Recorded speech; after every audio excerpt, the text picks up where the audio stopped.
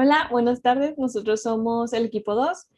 Les vamos a presentar el reto de dipolo en caída libre.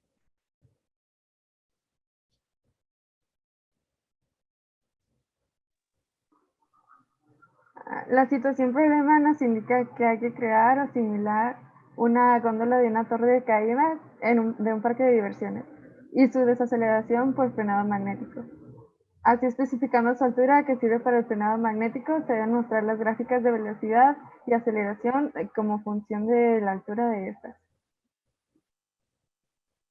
Lo principal que buscamos con este reto fue conocer cómo funciona la corriente de un dipolo en caída libre, aceleraciones y velocidades contra el tiempo, la fuerza de frenado y tener una simulación visual de cómo se verían los datos mientras son graficados.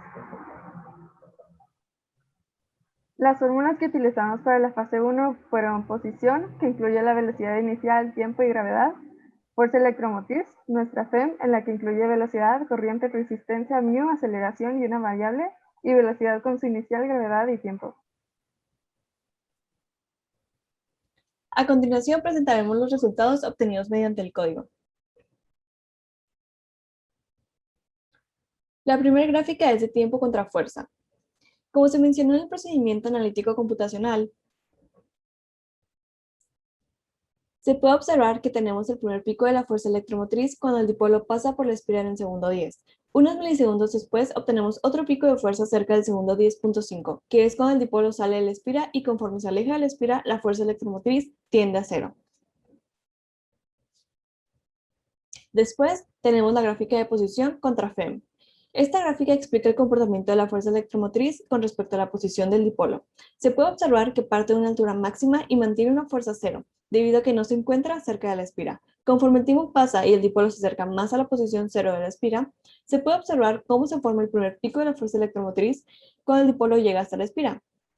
Después se forma otro pico cuando este sale y finalmente la fuerza se vuelve cero una vez que el dipolo se vuelve a alejar de la espira. Finalmente tenemos la gráfica de velocidad contra fuerza. La razón de que la gráfica muestre valores negativos para la velocidad es debido a que, cuando se deja caer un cuerpo desde un punto cercano a la superficie terrestre, se describe un movimiento en línea recta hacia el centro de la Tierra, atraído por la fuerza de gravedad. Como se puede observar, conforme el magneto se acerca a la espira, se obtiene uno de los picos de fuerza más altos, y cuando sale se vuelve a obtener otro pico de fuerza, pero en el sentido contrario debido a que se aleja de la espira.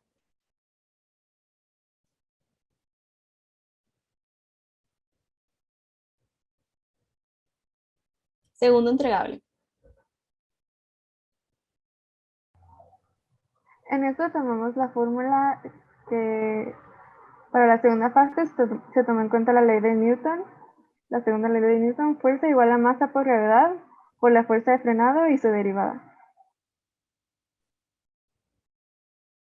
Resultados. Posición con respecto al tiempo.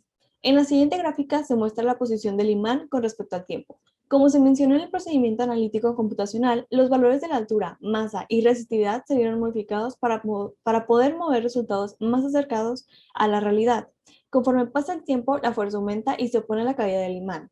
La deflexión de curva indica el momento en el que el imán pasa a través de la espira, y segundos después se ve cómo el dipolo cede ante la fuerza de frenado. Velocidad con respecto al tiempo. Al analizar la velocidad del imán, debemos tener en cuenta que ésta se genera a raíz de soltar el imán desde cierta altura, que es una caída libre. Conforme se acerca a la espira, se genera una fuerza mayor y se va perdiendo velocidad, ya que la fuerza de frenado se opone al movimiento.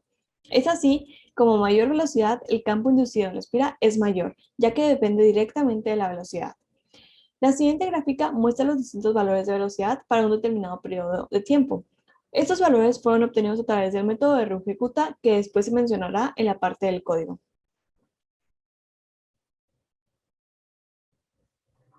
La fuerza de frenado con respecto al tiempo. La siguiente gráfica muestra su fuerza de frenado conforme a su posición.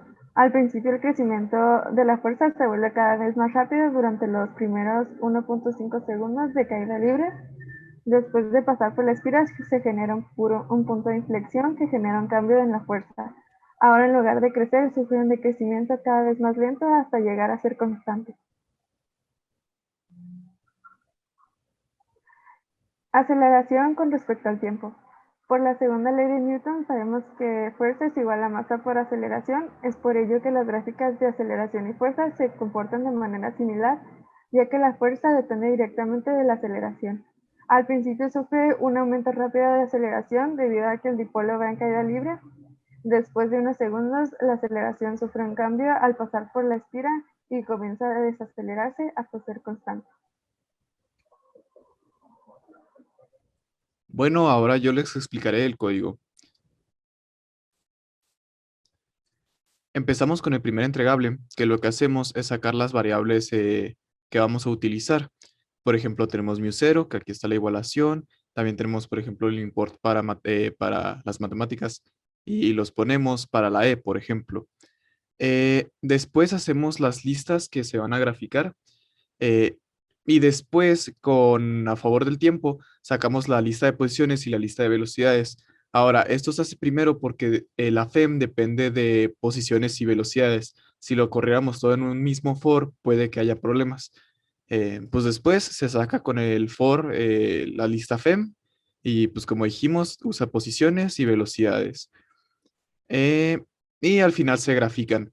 Ahora, como tiempo, posición y velocidad son las tres ecuaciones, por así decirlo, o fórmulas lineales, lo único que cambian son las variables que tienen en X y en Y, ya que la FEM es la que directamente está como haciendo cambios dentro de las gráficas, ya que pues técnicamente son las mismas, solo que hay vistas en diferentes ámbitos o variables. Y para el entregable 2 lo que hicimos otra vez fue hacer definiciones de algunas funciones, algunas variables. Y también hicimos, por ejemplo, estas dos listas para guardar ahí los datos que los datos que nos aventaba el rungecuta. Ahora el rungecuta pues hacía de que con el K1, sí, el K1, el K2, el K3 y el K4. Y se iban guardando en altura, por así decirlo, la siguiente altura que tocaba y la velocidad que tocaba o los puntos que tocaban. Todo esto dentro de un for que pues iba poniendo cada una de las partes. Y al final ya se graficaban. Aquí podemos ver las dos primeras gráficas, la tercera y la cuarta. Y eso sería todo de nuestra parte. Muchas gracias por ver. Aquí están las referencias y pues gracias.